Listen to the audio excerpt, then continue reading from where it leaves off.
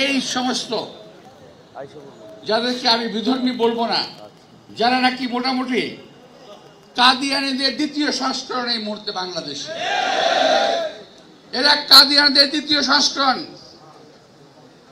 এরা আমার নবী সাল্লাল্লাহু আলাইহি ওয়াসাল্লামের সঙ্গে বিভিন্ন লোকের তুলনা করে থাকেন। এরা বলে আমাদের কথা মতো উঠতে হবে, পুলিশকে আমাদের কথা মতো চলতে হবে, প্রশাসনকে আমাদের কথা মতো চলতে হবে, যখন গ্রেফতার করতে বলবো তখন গ্রেফতার করতে হবে, যখন ছাড়তে বলবো তখন ছেড়ে দিতে হবে। দেশের এবং দেশের মানুষের মঙ্গল কখনো চায় নাই। তারা 1947 সালে পাকিস্তানের বিরুদ্ধে লড়েছিল।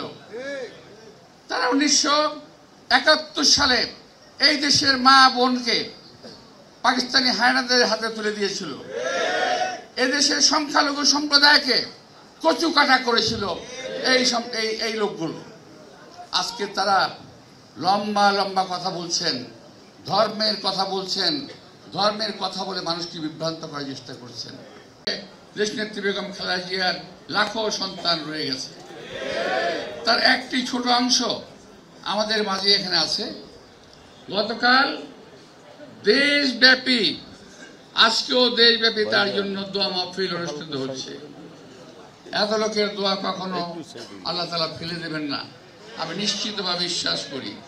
দেশনেত্রী বেগম খালেদা জিয়াকে আমরা আবারও ফেরত পাবো, এটা আমরা বিশ্বাস করি। যেটা বলছিলাম প্রিয় ভাইরা, আমার নেত্রী যেই গণতন্ত্রের স্বাধীনতা দিয়েছিলেন, সেই গণতন্ত্রের অপব্যবহার করে আওয়ামী দুঃশাসন ছিল গত 17 বছর। 17 বছর পর আবার যখন আমরা গণতন্ত্রের স্বাদ পেতে শুরু করেছি, ওই সময় আরো অন্য একটি রাজনৈতিক দল বিএনপির বিরুদ্ধে তথা দেশের বিরুদ্ধে চক্রান্তে নেমেছে। তারা দেশি বিদেশি মদতপুষ্ট হয়ে এই দেশের মানুষকে একটি অনিশ্চিত ভবিষ্যতের দিকে ঠেলে দেওয়ার চেষ্টা করছে। তারা ধর্মীয়ভাবে দেশের মানুষকে বিভ্রান্ত করার চেষ্টা করছে। তারা আমার মা বোনদেরকে বিভ্রান্ত করার চেষ্টা করছে। আপনারা দয়া করে প্রত্যেক যার যার এলাকায় সাবধান করে দেন, হুঁশিয়ার করে দেন এই সমস্ত যাদেরকে আমি বিধর্মী বলবো না, যারা নাকি মোটামুটি কাদিয়ানীদের দ্বিতীয় সংস্করণ এই মুহূর্তে বাংলাদেশে।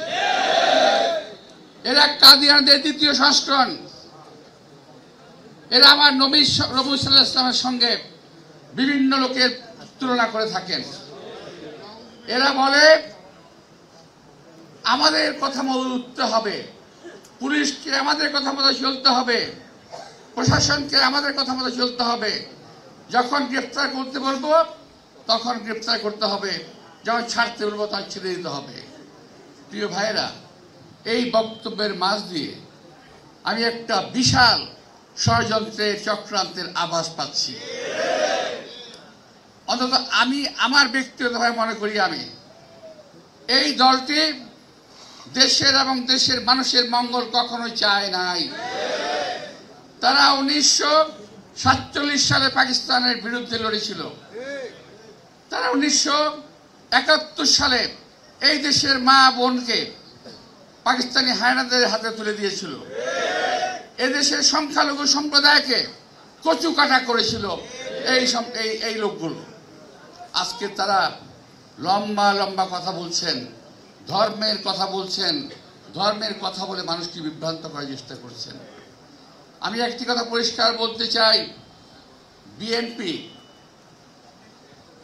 একটি দল সকল ধর্মের মানুষকে নিশ্চিত করেছে তার ধর্ম পালন করার জন্য, কিন্তু অতিরঞ্জিত করে যারা মন্দিরে গিয়ে গীতা পাঠ করে, যারা মন্দিরে গিয়ে পূজা করে, যারা মন্দিরে গিয়ে মেয়েদের সঙ্গে ধরাধরি নাচানাচি করে, সেই দলটার কাছ থেকে আপনারা সাবধান থাকবেন। আমি এটা শুধুমাত্র আপনাদের উদ্দেশ্যে না, আমি পুরো দেশবাসীর উদ্দেশ্যে এই কথাটা উচ্চারণ করে বলতে চাই। আমি আজকে ওনাদের একটা বক্তব্য খেয়াল করেছি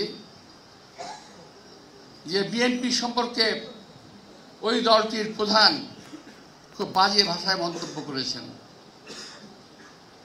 আপনি আমার বয়সে ছোট, কিন্তু রাজনীতিতে আপনি একটি দলের প্রেসিডেন্ট অথবা চেয়ারম্যান আমির, আমি আপনার সম্পর্কে কোনো কটূক্তি করতে চাই না। তবে আমি বিশ্বাস করি আপনার জ্ঞান আছে, বুদ্ধি আছে। দেশপ্রেম আছে কিনা আমার জানা নাই। দেশপ্রেম আছে বলে আমি মনে করি না। দেশপ্রেম থাকলে কোনো অবস্থাতেই আজকের বাংলাদেশের এই ক্রান্তি লগ্নে দেশে একটা বিভাজনের সৃষ্টি তারা করতে পারত না। আজকে দেশে বিভাজনের সৃষ্টি করেছে। শহীদ রাষ্ট্রপতি জিয়া রহমানকে আমি প্রশ্ন করেছিলাম একদিন, এক সময়, বহুদিন আগের কথা, আমি তোমাদের জানার জন্য বলছি। আমি প্রশ্ন করলাম যে স্যার, আপনি এই সমস্ত লোকদেরকে যারা নাকি বিভিন্ন দলের আমি নাম বলতে চাই না, এদের কেন নিচ্ছেন দলের মধ্যে? দেশটা তো শেষ হয়ে যাবে স্যার। তখন আমাকে উনি বললেন যে তোমরা তো বুঝো না, জাতিকে বিভক্ত রেখে কখনো দেশের উন্নয়ন করা যাবে না। এই কথাটা শহীদ রাষ্ট্রপতি জিয়া রহমানের উক্তি, আমার সঙ্গে না কথা হয়েছে। প্রিয় ভাইরা, সমস্ত বিভাজনের হাত থেকে এই দেশটাকে মুক্ত করে, সমস্ত রাক্ষসদের হাত থেকে এই দেশটাকে মুক্ত করার সময় এসেছে। ঠিক ওই সময় আজকে আমার নেত্রী আমাদের মাঝে নেই। তিনি অসুস্থ অবস্থায় হসপিটালে আছেন। এবং তবুও বলবো যে এটা আমাদের গর্ব। আল্লাহ আমাকে মাফ করুন, অহংকার করছি না, এটা আমাদের গর্ব।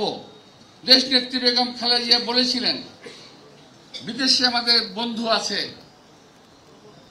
কিন্তু কোনো প্রভু নাই। যখন দেশ নেত্রী বেগম খালেদা জিয়া, শেখ হাসিনা যখন দেশ থেকে পালিয়ে গেল 1/11-এর সময়, দেশ নেত্রী বেগম খালেদা জিয়া পালিয়ে যান নাই।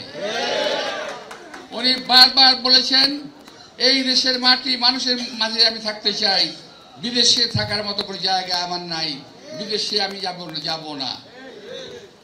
তৎকালীন সরকার অনেক চেষ্টা করেছিল দেশ নেত্রীকে বিদেশে পাঠিয়ে দেওয়ার জন্য, -2 ফর্মুলার অধীনে, কিন্তু দেশ নেত্রী বেগম খালেদা জিয়া যান নাই।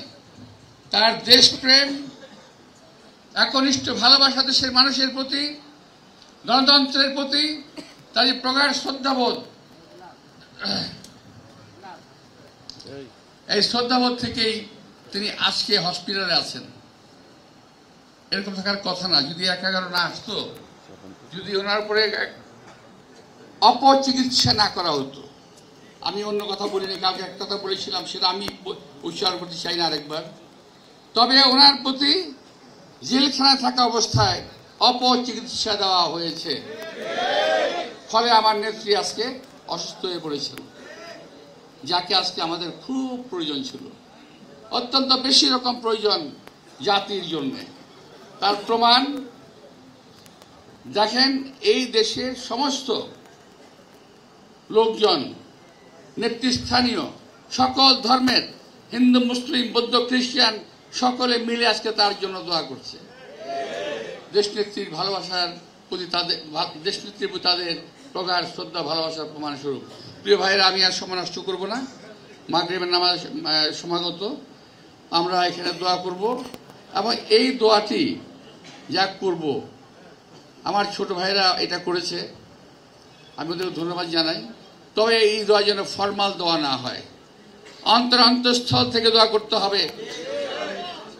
সেই দোয়ায় যেন আল্লাহর আরশে গিয়ে পৌঁছে যে আমরা তার জন্য আবেদন করছি, তিনি যেন সুস্থ হয়ে ওঠেন। আমি সবাইকে আন্তরিক শুভেচ্ছা এবং ধন্যবাদ জানিয়ে বক্তব্য শেষ করছি। আল্লাহ হাফেজ, আসসালামু আলাইকুম।